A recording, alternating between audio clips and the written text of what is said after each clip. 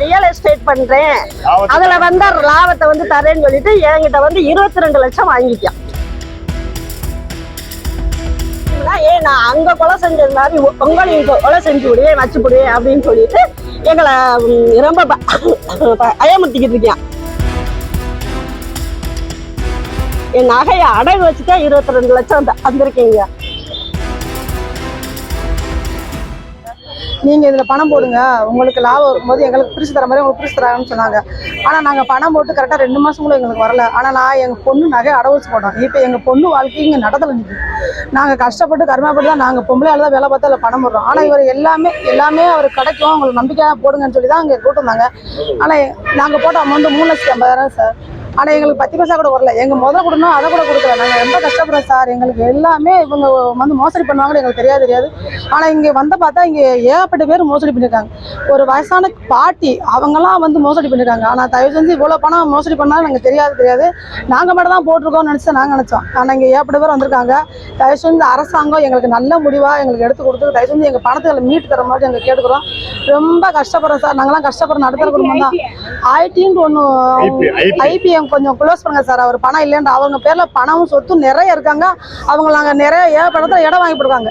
அதுக்கெல்லாம் எல்லாமே ப்ரூஃப் எல்லாம் எடுத்தாச்சு. ஆனால் எதுவுமே இல்லை, எந்த ஐவிஎஸ்மே இல்லையான்னு அவங்க சொல்றாங்க. அதுக்கான ப்ரூஃப் இருக்கு சார். ஆனால் அவங்க எதுவுமே எங்களுக்கு கொடுக்க மாட்டேங்கிறாங்க. ஆனால் அந்த அரசாங்கம் தான் எங்களுக்கு நல்ல முடிவு எடுத்து எங்களுக்கு கொடுத்து தயவு செஞ்சு எங்களுக்கு நல்ல வழியை காட்டணும். உங்களை நம்பி தான் நாங்கள் இந்த வந்திருக்கோம். இங்கே உங்களோட ஒத்துழைப்பு எங்களுக்கு வேணும் சார். எழுதி கொடுத்துருக்காங்க சார். அவங்க பாண்டு மாதிரி பத்திரம் கொடுத்துருக்காங்க சார். அவங்க 20 பத்திரத்தை எழுதி கொடுத்துருக்காங்க. அது எங்கிட்ட இருக்கு.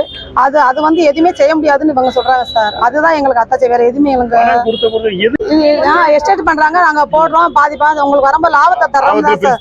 லாபத்துல பாதி தர்றோம் அப்படிதான் சார் எங்கிட்ட சொன்னாங்க. அதை நம்பிதான் நாங்க போட்டோம். சரி நம்ம பொம்பளை ஆள் இருக்கோம், சரி எங்கிட்ட வாங்க முடியாதுன்னு நாங்க கொடுத்தோம். கரெக்டா கொடுத்துருவாங்கன்னு நம்பிக்கை தான் எங்க ஊர்ல சொன்னாங்க. அந்த நம்பிக்கையில தான் நாங்க வந்து போட்டோம். இவங்க நம்ப வச்சு கழுத்தா இருக்கிறாங்க சார். எங்களுக்கு எந்த வழியுமே தெரியல.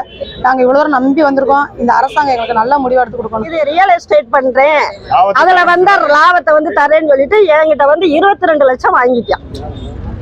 இப்ப 3 வருஷம் ஆச்சு. ஆனா வந்து நாங்க போய் கேட்கணும்னு சொன்னா நீ அவங்க பொண்டாட்டி பிள்ளைகிட்ட போய் கேட்க நம்ம இதோம்டா நீ யார்கிட்ட கொடுத்த அங்க போய் கேளுங்கன்ட்டு அவனுக்கு அண்டே பிடிக்க முடியல. மொத்தம் சரின்னு சொல்லிட்டு நாங்க 4 பேர் எது பண்ணா நான் அங்க கொலை செஞ்சது மாதிரி உங்களையும் கொலை செஞ்சு விடு வச்சு விடு அப்படின்னு சொல்லிட்டு எங்களை ரொம்ப பயமுறுத்திக்கிட்டு இருக்கேன். அதனால நீங்க தான் பார்த்து எங்களுக்கு அந்த பணத்தை வளர்த்து நான் என் பிள்ளைய வந்து ஸ்டேஜ் இது மேரேஜ் டேஸ்ல இருக்குதுங்க. என் நகையை அடகு வச்சுதான் 22 லட்சம் வந்திருக்கீங்க.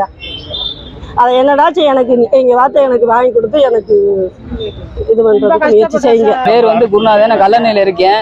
இப்போ இது பணம் வாங்கினது வந்து பால்பாண்டி ஏகேபி பால்பாண்டின்றவர் தான் பணம் வாங்கினாரு. இது ரியல் எஸ்டேட் தொழில் பண்ணுறதுக்காக எங்கிட்ட பணம் கேட்டார். நாங்கள் எங்கள் வீடு அடமானம் வச்சு லோன் போட்டு தான் கொடுத்தோம். அதில் வரக்கூடிய லாபத்தில் கொஞ்சம் தரதா சொல்லிக்கிட்டு இருந்தார். அதுக்கப்புறம் நிப்பாட்டிட்டாரு. திருப்பி பணம் கேட்டு போனதுக்கு அடிதடி சண்டையாகுது. கூடக்கோயில் ஸ்டேஷனில் போய் கம்ப்ளைண்ட் கொடுத்தோம். கம்ப்ளைண்ட் கொடுத்ததுக்கு சிஎஸ்ஆர் காப்பி தான் போட்டு கொடுத்தாங்கன்னு சொல்லி எந்த ஒரு ஆக்ஷன் எடுக்கலை. அதுக்கப்புறம் எஸ்பி ஆஃபீஸில் கம்ப்ளைண்ட் கொடுத்தோம். எஸ்பி ஆஃபீஸ்லேருந்து திருமங்கலம் தாலுகாவுக்கு மாற்றுறாங்க. திருமங்கலத்துலேருந்து மறுபடியும் அதே கூடக்கோயில் தான் மாற்றுறாங்க. கூடக்கோயில் எந்த ஒரு ஆக்ஷனுமே எங்களுக்கு எடுக்கலை.